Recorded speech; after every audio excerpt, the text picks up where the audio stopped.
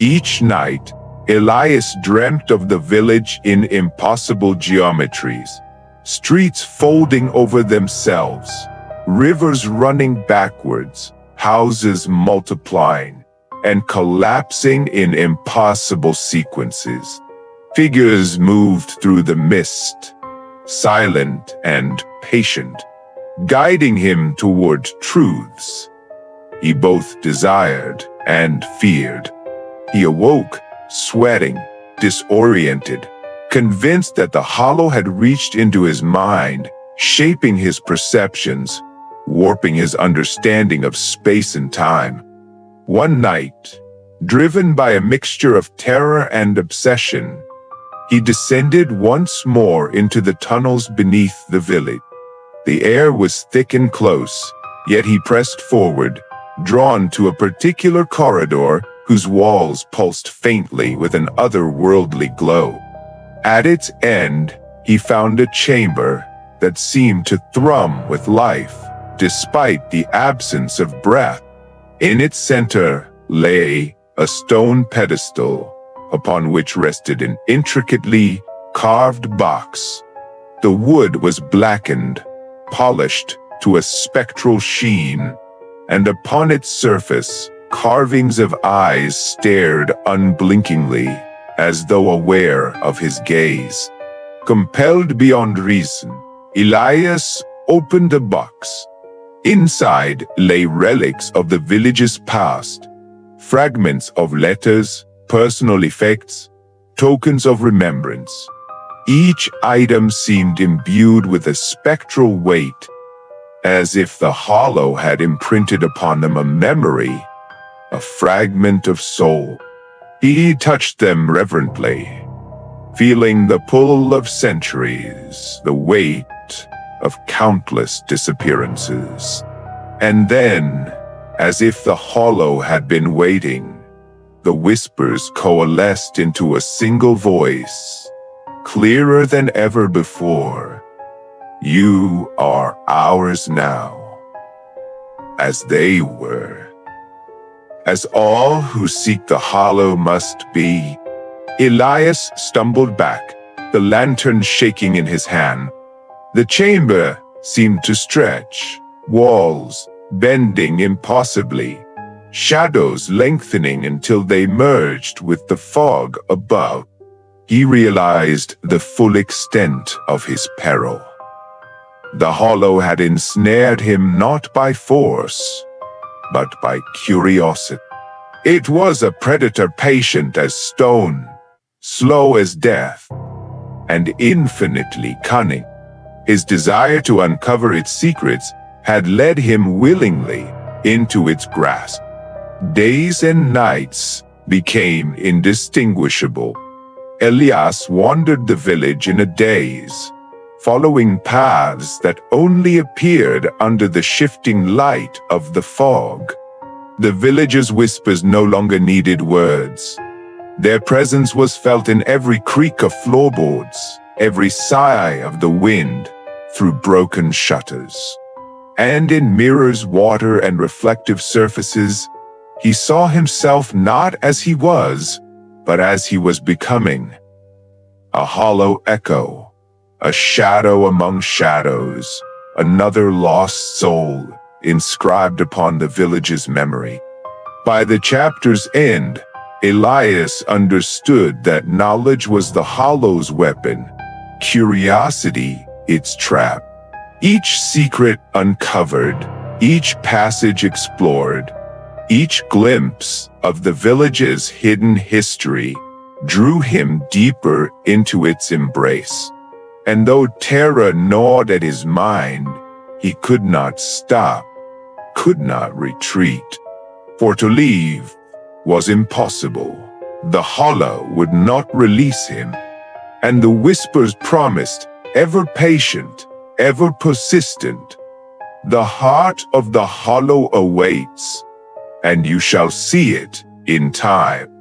By the time Elias Thorne had entered his third week in Blackwater Hollow, the distinction between day and night had dissolved entirely. The fog lay heavy, a suffocating pall, that seeped into every corner, every street, every thought.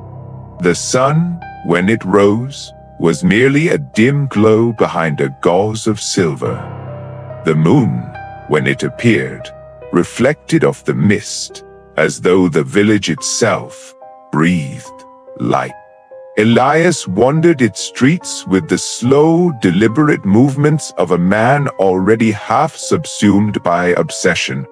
Each morning, he awoke with the imprint of the fog still upon his skin, a clammy residue that carried the faint scent of rot and river mud. Sleep had become a theater for visions. He dreamt of the village in impossible geometries. Streets folding over themselves like ribbons, doorways leading to alleys that had no entry, rooftops tilting impossibly to meet the misty sky. Shadows moved with intent, figures whose forms were blurred, but whose eyes burned with recognition, and always whispering, ever whispering, "Come closer, see, belong." Elias began to see the villagers different. Their movements were uncanny, their expressions too deliberate, too rehearsed. Conversations were brief, eyes lowered, voices hushed. When he approached, they either fled or murmured warnings that could barely be heard above the sighing of the fog. Even the innkeeper, once a repository of cryptic counsel, had vanished from sight, leaving only the faint echo of footsteps in the hall. The fog itself became more intrusive, curling beneath doors, pooling in rooms, pressing against Elias with a tangible weight. It carried visions. At first, these were subtle. The reflection of a figure in the river that was not his own, the fleeting glimpse of a shadow at the edge of his vision, a child's laughter where none should be. But they grew in intensity, becoming illusions so vivid that the line between waking and dreaming blurred entirely. The river would show him the village as it might have been, bustling with life, laughter spilling from open doors. Then, without warning, the scene would twist, the laughter silenced, the streets empty, the faces frozen in masks of despair. Mirrors and reflective surfaces betrayed him next. His own reflection grew faint, blurred, as if the fog had begun to erase his presence. At times, he swore he saw not himself, but the shadowed figures of lost travelers, wandering silently, their hollow eyes fixed upon him. Each glance into a puddle or polished wood panel reminded him that Blackwater Hollow claimed all who gazed too long, feeding upon curiosity as a river feeds the reeds. Compulsion drove him further. Elias descended once more into the hidden tunnels beneath the village. They had become a second home, though now he no longer needed lanterns. The phosphorescent moss glowed with a light that seemed to pulse with the rhythm of his own heartbeat. He traced the walls with trembling fingers, noting sigils, carvings, and relics he had missed in previous exploration. Each corridor seemed alive, the stone itself shifting imperceptibly, elongating, contracting, guiding him toward chambers he did not know existed. It was in one such chamber that he found the Hollow's most insidious secret, a pool of water so still it appeared as black glass. Leaning over, he glimpsed reflections not of the ceiling, nor of himself, but of infinite corridors and alleys, populated by figures moving silently, endlessly, eternally. Among them, faces contorted with terror and recognition, stared out at him. Lips moved, whispering his name in unison with the fog outside. Elias! Elias! Come! Belong! Elias recoiled, yet his feet carried him closer. Compulsion, not volition, guided him now. The hollow did not merely entice, it commanded. It promised knowledge, power, revelation, but at a cost invisible to those who sought only curiosity. The whispers wrapped around him, entwined with his own thoughts, until he could scarcely distinguish his own voice from theirs. In the village above, the fog moved in synchronized patterns, curling down lanes, pooling in courtyards, pressing against doors, as if responding to his every movement. He realized with dawning horror that the hollow was not merely passive. It adapted to him, learning his routines, anticipating his thoughts, and guiding him toward deeper obsession.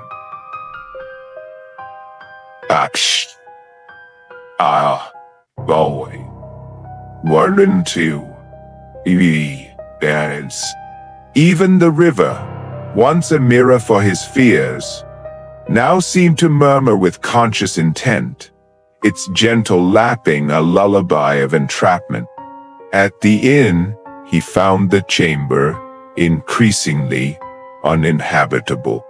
The walls appeared to breathe, expanding and contracting subtly. Shadows gathered in corners, forming shapes that lurked just beyond recognition. Sleep became an impossibility. He would lie awake, eyes fixed on the ceiling, while the whispers undulated through the room, sometimes so loud he could not hear his own thoughts. His journal became his anchor. Elias scribbled tirelessly, filling page after page with sketches of the tunnels, the relics, the sigils, and the patterns of the fog. Yet even as he wrote, he began to question whether the words were his own or a suggestion of the hollow itself. Sometimes the pen moved without his conscious control, tracing symbols he had never seen before, yet which resonated with the dark geometry of the village. Compounding his terror, Elias began to experience moments of dislocation. He would leave the inn, intending to traverse a familiar street, only to find himself on an unfamiliar path. Streets curling impossibly around him, buildings where none should stand. The fog thickened in these moments, almost tactile, pressing into his face, obscuring reality, insisting upon its own truth. And always, there were the figures in the mist, tall, slender, patient. They waited, watched, beckoned. Elias understood at last that the hollow's embrace was not merely metaphorical. The village sought to consume him entirely. His reflection in every surface grew more spectral, less defined. His pulse weakened, his hands trembled. The hunger of the hollow was insatiable, yet Elias could not resist. Fascination had become addiction. Curiosity was his chain, obsession his key. By the end of one particularly long night, Elias wandered to the riverbank. Drawn by a compulsion, he no longer questioned. The fog lay thick upon the water, and in its midst, he saw the clearest reflection yet. Himself, pale and hollow-eyed, standing amid a village both real and impossible. The whispers swelled, a chorus of the lost. You are ours, as all who come will be. They. And then, for the first time, Elias realized the depth of his peril. The hollow had not merely observed him, it had begun to shape him. His thoughts, his desires, his very perception were entwined with its will. He was becoming part of the village, a shadow among shadows, a whisper within the fog. Escape was no longer a question of geography or willpower. It was a matter of survival against a predator older than memory, infinitely patient and aware of his every thought. And in that moment, as the fog swirled and hissed around him, Elias felt the final threads of his former self slipping away. Blackwater Hollow had him completely in its embrace, and it would not let go. The fog that night was so thick it seemed to muffle the very air, swallowing the streets, the river, and even the gas lamps in their muted halos. Elias Thorne, now gaunt and trembling, felt the weight of the hollows were pressing upon him as he navigated the twisted streets. Every corner seemed to shift. Buildings rose where none had stood. Alleys curled impossibly around him. The whispers were louder than ever, no longer teasing but commanding, their chorus forming a single irresistible voice. Come to the heart. It waits for you. Guided by this inexorable pull, he left the village proper, following the riverbank into the woods. The trees loomed overhead like cathedral spires, their branches entwined to form shadowed vaults. Each step seemed heavier than the last, the fog itself coiling around his legs, urging him forward. Time had become irrelevant. He did not know how long he had wandered. Days, nights, perhaps weeks. The hollow measured nothing but obsession. Finally, the trees opened into a clearing, and Elias saw it. The shrine, long hidden beneath moss and undergrowth, a relic of the village's founding. It was a structure of black stone, carved with impossible geometries, sigils that seemed to writhe under the lantern of his lantern's trembling light. The river, curling unnaturally through the clearing, lapped at its base, reflecting faces that were not his own. Villagers long vanished, their eyes hollow, mouths frozen in silent cries. The shrine thrummed with power, a pulse that resonated with the very core of the hollow. Elias approached, drawn by fascination and terror in equal measure. He could feel the whispers merging into a single command. No. Understand. Join. His lantern illuminated the carvings, eyes, spirals, hands, faces intertwined with strange symbol. At the center of the shrine lay a basin of water, darker than night, still as obsidian. He peered into it, and the hollow revealed itself in full. The water reflected the village in every age, its founding, its rise, its vanishings. And there in the reflections, Elias saw the ultimate truth. The hollow was not a village, but a vessel, a living collection of souls, memories, and obsessions, nourished by the curiosity and fear of those who wandered too close. The missing villages, the whispers, the fog, the shifting streets, they were all facets of a consciousness older than memory, patient and eternal. Elias reached toward the basin, compelled beyond reason. The water shimmered, and for a fleeting moment, he saw his own reflection clearly. Pale, hollow-eyed, spectral. Yet another figure moved behind him in the reflection. a tall, cloaked presence with eyes that glimmered with intent. It reached toward him, and he understood. This was the Hollow's emissary, the form it took to guide or claim those who sought its heart. He stumbled back, heart hammering, mind reeling.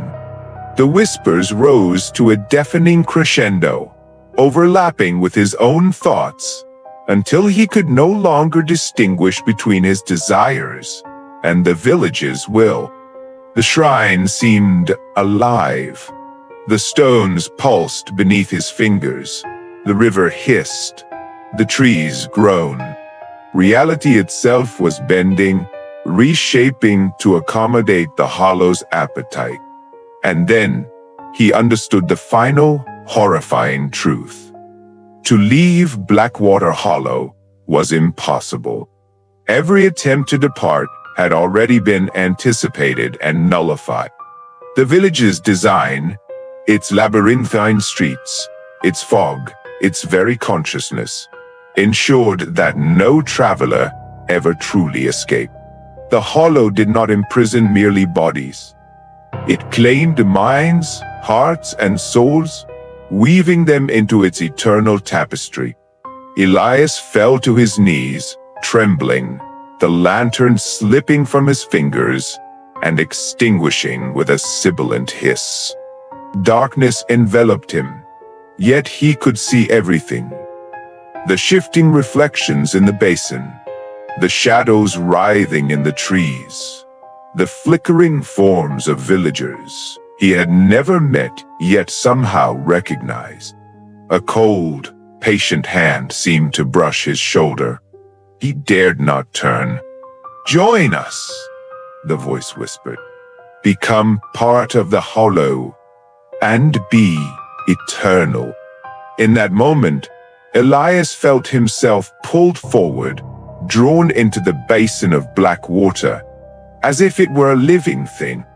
His mind resisted, screamed, and clung to the fragments of self that remained. But the Hollow was inexorable. With each heartbeat, his body, thoughts, and memories were drawn toward its center. He saw himself reflected 1,000 times in the water, younger, older, spectral, lost.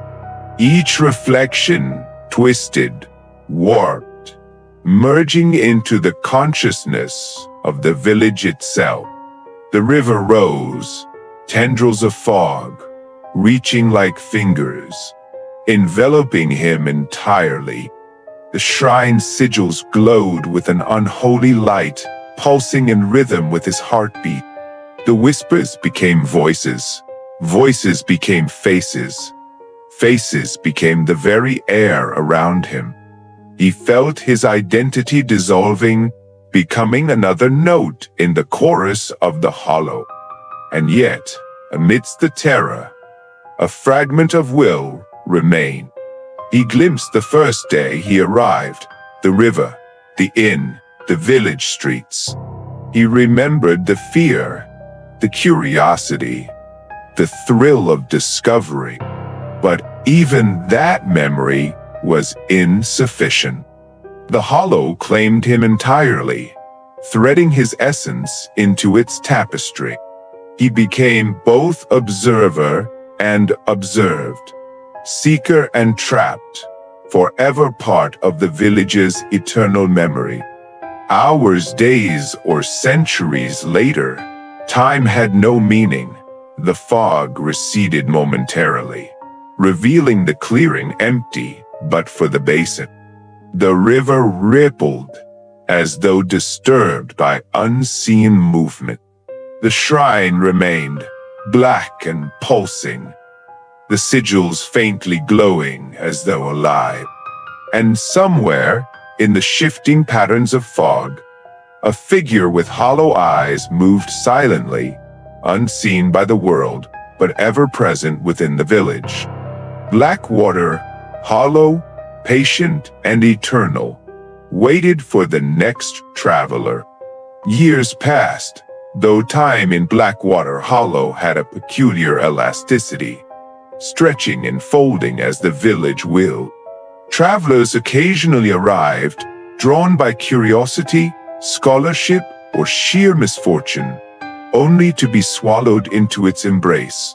And in the fog that never lifted, the echoes of those who came before moved silently, watching, waiting.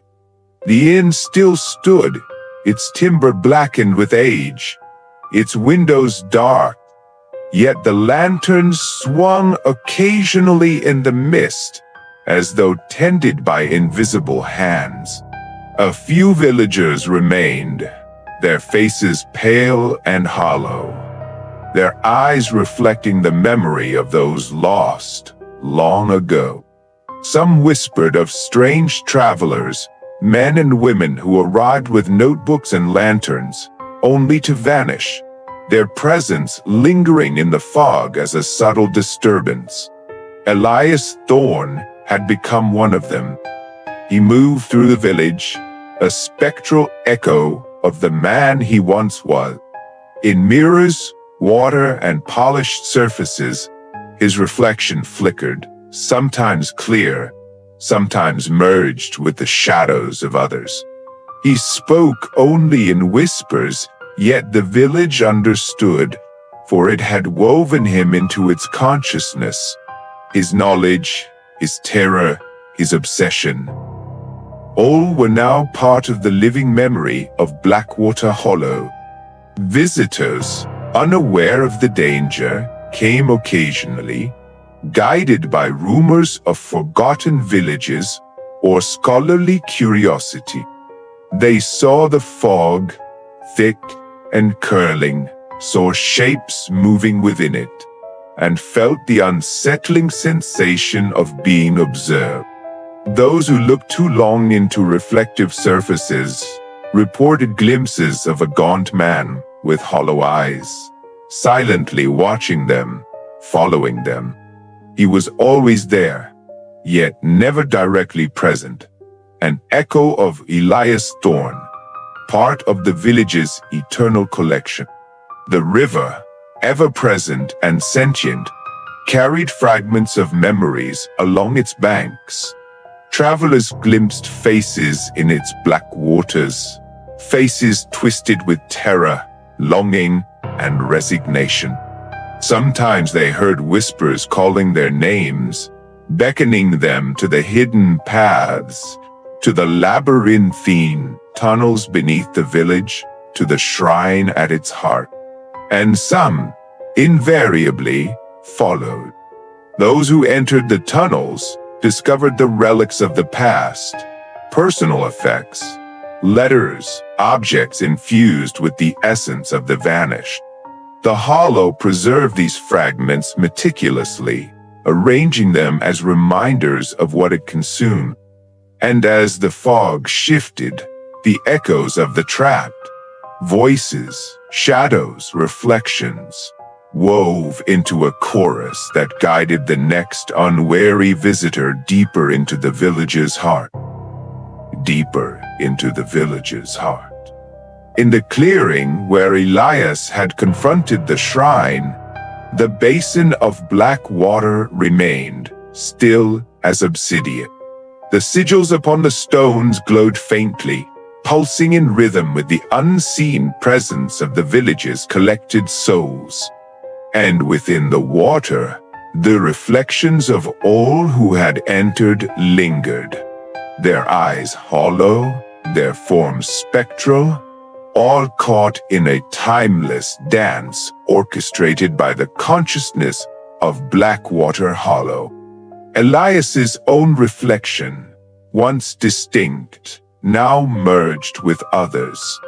He was there, yet not alone, part of the village, part of the fog, part of the river's memory.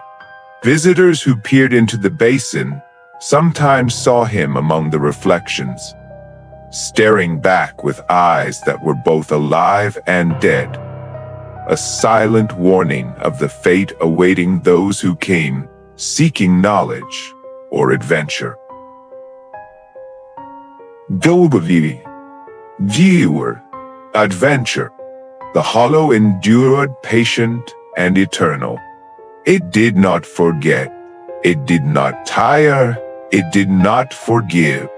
Each traveler became a thread in its vast tapestry, each curiosity a seed for the next ensnaring. And so the village lived, a living entity composed of the lost, the curious, and the trapped. Blackwater Hollow was more than place. It was being eternal and inexorable, and the fog that cloaked it whispered endlessly to those who approached. Come, see, know, belong, and join us in the heart of the hollow. And somewhere within the mist, where shadows converged and reality bent, Elias Thorne moved silently, forever part of the village, his eyes hollow, watching the living through the lens of the forgotten, a sentinel of Blackwater Hollow for all eternity. And that was tonight's story.